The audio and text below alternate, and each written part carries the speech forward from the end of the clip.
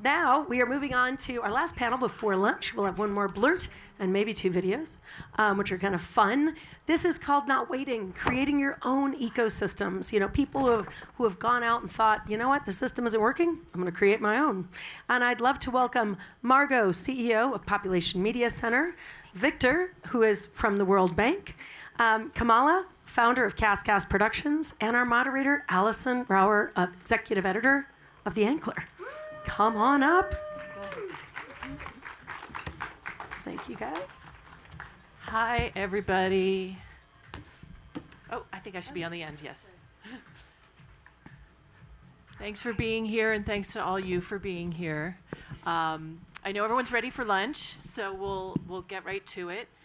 We have a bunch of leaders here who have a lot of experience in narrative change and are working on powerful storytelling with measurable impact outside of studio pipelines and systems. So you've heard where they're from, and I'm gonna let each of them tell us sort of their orientation toward this conversation and why they're sort of here with us today. I'll start with you, Margot. Thank you, Allison. It's great to be here. It's so exciting to be at Sundance. I have to say, this is really surreal. It's my first time. I've been such a long-time fan. I'm new to the media space. I've been in the women's health and reproductive health and rights space for decades, and now really excited to lead Population Media Center. We are a global nonprofit, and we've been using entertainment as a tool to do individual attitude and behavior change for about 30 years, primarily working through radio, which hasn't come up today, and doing that through our own storytelling in over 50 countries, over 30 languages, all over the world. So look forward to sharing more, but really excited to be here as part of this conversation. And actually, Victor, I'm going to ask you to go next. Hi. Also a newbie here at Sundance. I lead the World Bank's research program on entertainment media for social impact, where we are strengthening the evidence base that soap operas, movies, gamified apps are much more effective than traditional investments like PSAs, information-only formats, that research shows that while effective in raising awareness, are not very effective in changing attitudes and behaviors. For that, you need the power of storytelling, of role models, of emotional connection, social norms. And so I'm very, very happy to be here in the mecca of Sundance, of storytelling. Thank you. And Kamala, you come from a different space. Please tell us how you came to this conversation. Sure. Thank you so much for having me. I'm really excited to be here. So I'm Kamala Avila-Salmon. I'm the founder of a production company called Cast Productions. So prior to founding my company, I was at Lionsgate as the head of inclusive content.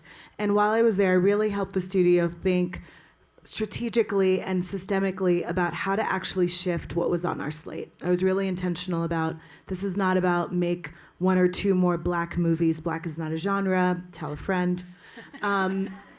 It really is about thinking about the entire pipeline. And so when I got the opportunity after being there for 4 years and really helping to inform not only creative, but also greenlight and marketing, the chairman offered me the opportunity to go outside the system and actually go find more of those inclusive commercial stories upstream and bring them in. So I think I'm come to this conversation as an insider, outsider, and a double agent, basically. Excellent. Victor, how do you do what you do? You're working within a massive organization, pulling together multiple stakeholders into these efforts. Can you share a recent success story and what learning there might be for sort of traditional legacy Hollywood from what you're creating outside? Sure. Something like 20 years ago, the World Bank gave a small grant to MTV's Staying Alive Foundation to produce this soap opera with top African talent that, for example, in its early seasons had Lupita Nyong'o, to have a show about HIV positive messaging. But of course, it had to be a fun, entertaining show. Several years later, this leads to an organization supported by the Gates Foundation, by African governments, bilateral agencies. And something like 10 years ago, we ran a randomized controlled trial to study the causal effects that this show had on attitudes and behaviors one of the co-authors, Abhijit Banerjee from MIT, won the Nobel Prize actually for being one of the leaders for pushing this randomista revolution in development. This study showed that this soap opera doubled HIV testing and reduced chlamydia infections by half, not self-reported, actual objective measures of behavior change. This year, 11 years after the initial study, we're going back to study if there are some long-term effects. But this type of research, this hard data is helping scale up similar projects, and MTV Sugar itself to more seasons across multiple countries in Africa, but also spin-offs in India, for example. So, this type of research I think is very useful to show the power of storytelling and to get more funding from different sources. Thank you. Measuring is important. And on the flip side, is there something you've tried to stand up recently, a project that hasn't had the outcomes you've been looking for, or ended up with different outcomes than what you were after? Yes. The cautionary story comes from my home country, Mexico, where there was this interactive movie aimed at reducing or preventing teenager addictions, shown in multiple states, in movie theaters, in schools. And while the movie was very effective in raising awareness about the risks of drugs, it increased consumption of alcohol and tobacco among 14-year-old boys. Oh, no. Several reasons. One, teenagers are just a hard crowd, especially boys. But also it was very preachy, very, educational, explicit in its messaging. So I think that's a call for, formative research, having professional storytellers behind these productions, especially for those that are scaled at the national level. Yeah. Thank you. Margot, you said you're fairly new in your role, an organization that also scales entertainment education and narrative change across continents. So what are some successes and impacts that you've had with that work lately? Yeah, I'm new to this role, and I'm new, as I said, to media. I've done women's health work my whole career through policy. I was at a foundation as a program officer. For all of you who interact with program officers, I was on the nonprofit pharmaceutical side. There are nonprofit pharma companies out there, and now I'm on the media side, and I've really gotten so excited about the idea that I used to think of the last mile as that how do you get a physical product from like a clinic to a person. And I really, truly believe the last mile is how do we change hearts, minds, attitudes, behaviors, stigma.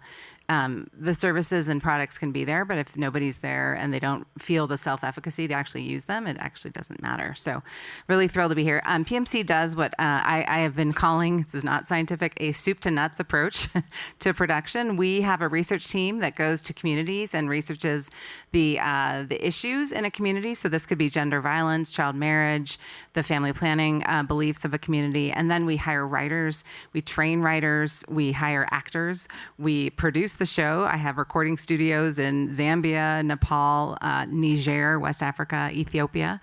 And then we buy airtime on radios. We distribute the show, and then we do the research, as Victor's talking about, to see if it made an impact. That is, as you can hear, we can talk about this maybe in another time, a really expensive endeavor, but it really does create shows that are locally relevant, resonate with people in lots of different languages. So just to cite a couple examples, one of the sort of soup to nuts variety, we had a show that just finished last year. It was a long-running serial drama in Niger, so very similar to the work that Victor's describing in the soap opera model on the radio. I don't know how many have followed news about West Africa, but Niger had a coup in 2023, right as our work had been funded by UNICEF. Many NGOs were asked to leave the country. We negotiated with the government and changed slightly some of the issue topics in the show, got to go on air, and really had some amazing results with what we learned after this drama. By the way, it gives people like really good content to listen to in the evenings. And some of the data showed that there was, and this isn't going to sound that significant, but I'll tell you why it is, a 12% difference between the number of people who listened to the show who really rejected the idea that child marriage actually protects girls. 12% doesn't sound like a big deal, but in a country where 3/4 of women are married before they're 18, this is a country of 30 million people. You can do that math and figure out that actually is quite a big deal. And another example, just quickly, that's different, and we were talking about this a lot last night, and I think this is sort of where PMC is thinking about moving. We have a partnership in Mexico with Televisa, which many of you probably have heard of. It's a big studio in Mexico. Big audience. We're collaborating on a soap opera. We're working on our 4th soap opera and have integrated into just one family of that soap opera. So it's not every storyline. Stories about teen pregnancy, STI, and some gender violence. And then we have a team that measures the impact. Did it actually move the needle? Did it make a difference? And just to throw out some numbers that I think this audience cares about, that show's getting 6 million viewers a night in Mexico City alone. It shows here in the U.S. on Univision, so you guys can look out for Papás por Siempre if you have Univision. I know there's probably a lot of cord cutters here. I still have cable. But Univision was getting like 9 million viewers. So I think just the scale that we can get to with that kind of work is really exciting, even if you're trading off on having just one of our storylines as like the impact storyline as opposed to the whole show. And you talked about you hire writers, you hire actors. Are you finding people, obviously locally you're finding actors, but when you work with writers and producers and developing these projects, are you looking for people within the industry or people with social impact background? And how do you sort of square that? So I think historically we haven't. By the way, these are not people who look like me who are doing this work. This is all led by teams that are from the countries in which we're working, including researchers. Historically, we had hired actors like from the National Theater. I think more recently it's been more of a public health mindset where we're getting people who we then have to train a lot to understand both the issues and then how to write a good story. So I think one of the opportunity areas is just really just collaborating more with this audience and the creatives that exist. Because we shouldn't have to reinvent that wheel. I think we have a really interesting methodology that's based on social science, social cognitive theory that Sandy mentioned this morning, but we don't necessarily have to be the ones that really go out and train up a writer. So I think that's an area actually to dig into further. Thanks. Kamala, you are our insider outsider, and I'd love to know, obviously you had a good experience at Lionsgate and, were able to have impact there, but what can you say works really well within the existing system and pipeline? And what are you learning from your work in the last couple of years that could improve that pipeline or just create different ways of getting there? Yeah, it's a good question. So I think going inside traditional media and working at a place like Lionsgate, where I was invited to be a part of the Greenlight Committee, it was really fascinating to see how they think about what they're ultimately going to invest in. It's the type of room that if you are a writer, an actor, maybe even lots of producers, you'll probably almost never be in a studio Greenlight meeting, and it's fascinating. And so as a double agent, I'm happy to tell you what they talk about in there.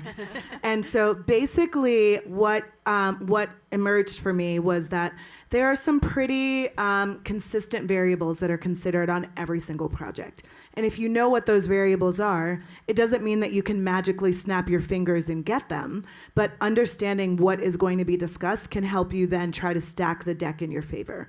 So without going too deeply into it, on every single project, it was about filmmaking team, writer, director, producer.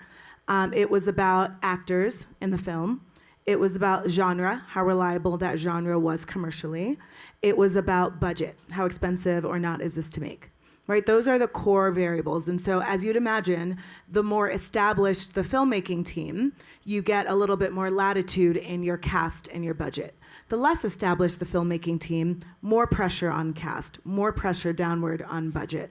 So I think those are important things to think about when you then move to the outside where you're now producing. And so my path to producing is not super typical. A lot of producers maybe have been working in development their entire careers, have only been in creative.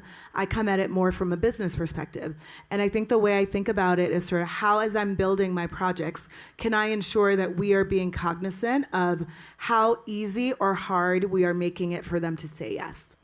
And so it really comes down to that and figuring out how you can then move certain pieces on the chessboard to be more in your favor. And so when it comes to thinking about disrupting the system, because I always say I'm really invested in understanding how the current system works while we have it, while also thinking about building a new machine.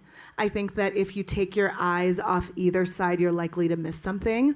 I think the traditional system would love nothing more than to be left to their own devices, and all of us just go out there and make small things for small groups of audience so that they can command 100 million people all on their own, and I'm too stubborn to allow them to do that. So I think that thinking about how you can be really focused on with what you are trying to build and create. Who is your audience? How are they currently being reached? Who is meaningful to them? Those are some of the insights that I think don't always exist inside the traditional system. The people that get to decide what is consumed, what is made, and then later marketed, we're talking 5 to 8 people, which is terrifying. And they are really not like us. Let's just say that. So I think where we can be helpful to them is if you can bring with data your insight about who your audience is. And just one other tip, your audience is not everybody from ages 2 to 90 of all races and no audience. Right? That tells me you don't actually have an audience. It's not everyone, it's someone, right? And think about sort of where is your evidence that those people can be reached, have been reached, should be reached, and then help them think about how to get there because they would like to make the money. They're just their assumption, they start from a place of why it can't work, Right. where I approach from a place of, well, how could it work? So, and it is working. I think you have a film. I think your first film on this deal is coming out this year. Yes, and it is. it's genre, and I want to hear a little bit about the film, but also why genre is a good opportunity for telling stories that can drive narrative change. Yeah, absolutely. What is it about that? Yes, so our first film is called The Gates. It is a thriller. It's directed by a first-time director of color, and I'd built a program at Lionsgate for first-time directors of color to make their first studio-backed feature. So it's a project called The Gates. It's about 3 young black men that are going to a party on the other side of town. When the highway breaks down, they decide to take a shortcut through a gated community, and hijinks ensue. So I think the reason why genre, and in our speak, what we mean by that usually is horror, thriller, something like that, is so helpful is because it is commercially reliable. It is something that audiences have proven that they continue to enjoy watching. They talk about the twists, the turns, the suspense, the horror, the fright. These are very primal feelings and emotions that when people feel them, they want to say, oh, this thing made me jump in my seat, or this thing, really surprised me. And so when you take something that already has an audience, and then in that you really think about what intentional messages you're trying to embed in it, again, going to what Jared said earlier in the morning, without letting that overwhelm the entertainment proposition that you have to deliver on, I think you have a lot of opportunity to embed and sort of blend in the veggies with the chocolate or whatever it is. But I also just want to say that I don't think there is such a thing as messageless content. There is no such thing. Every single story has a message in it, multiple. It is telling you who is worthy, who is not, who is lovable, who is not. So your favorite action movie that you think has no messages has just communicated to you again that only white men can save the day. You didn't know that was the message, but it's in there. And so I think that we can be intentional across every single genre. Yeah. We have messages in rom-coms. We have messages in comedies. Absolutely. We have messages in everything. And what you were saying before about who's your audience and reaching your audience took me back to what Victor was saying about why one project succeeded and one maybe didn't, is that you did create in Africa this type of storytelling that was very impactful with who you were trying to get, and then maybe the form of what you did in Mexico didn't meet the group you were really trying to talk to. And you spoke as well, Victor, about measurement. I know measurement is really important. It's amazing that you're able to have randomized controlled trials for this type of work. I know that's a expensive and time-consuming proposition, and but I think that's probably important for all of you. Is how do you measure your impact? I mean, obviously there's data and numbers, but how do you also measure your impact, and what are you looking for, Margot, in that? To us, measurement is almost everything. I mean, we're supported by philanthropy, as it's come up many times today that philanthropists are often looking for outcomes that are somewhat different than a traditional industry partner would be. So it's built right into our whole methodology. I will say that we have to lead, though, with entertainment. I mean, that's the whole secret sauce, is you have to be entertaining. So, we have sort of a 70-30 balance on being entertaining. 30 then on the broccoli, whatever we're calling it. So I think, it's everything. I think that there are metrics that we haven't looked at, which is, can you change, like I'm thinking about our partnership with Televisa. One exciting outcome of that has been even the actors have been using their social channels to talk about the issues in the show very organically. And so we're not really measuring that impact, but that's impact. That's a big deal. And so I think we've been traditionally measuring sort of these changes in actual individual behavior. But there's so much more upstream that you're talking about, Kamal, with narrative change, with these broader things that are affecting all of the issues that we all care about. So I'm excited to think more collectively with new friends like Victor and others to think about how do we use innovation, other techniques like AI to measure impact. Is there something new in this arena for you, Victor? Yes. So we do randomized controlled trials, impact evaluations of specific shows. But in the last few years, we've been expanding the AI portfolio in our department. And right now, a partnership with USC and UPenn, we are doing a project called Mapping Gender Norms in Media, where we're training AI models with human annotators from different cultures, from different countries, to pick up what's being portrayed, especially gender norms, in different, in thousands of movies, social media, films. And it's super interesting because it allows, for the first time, to quantitatively, that's a hard word for me, quantitatively measure trends across time within an industry, right? Because now you can compare hundreds or thousands of shows within the same genre. I like that word. Within an industry, say Hollywood, Bollywood, Nollywood. But also you can benchmark across different industries, right? Hollywood versus Bollywood, what messages are being portrayed. And this could serve also as an advocacy tool, right? For organizations like Women in Film and others to create scorecards to show the realities that are being portrayed in TV, films, etc., and hopefully promote behavior change at the industry level. I like ending on a positive note about AI. I'm sure we could go on and talk about AI for a long time, but we have reached our time. Thank you all so much. We could go on for another hour with this group, but it was great to hear from you, and have a great Sundance, especially you first-timers. Yeah. Thank you. Thank you. Thanks, Allison. Thank you, everyone. Thank you. Thank you so much. We'll just have you out this way.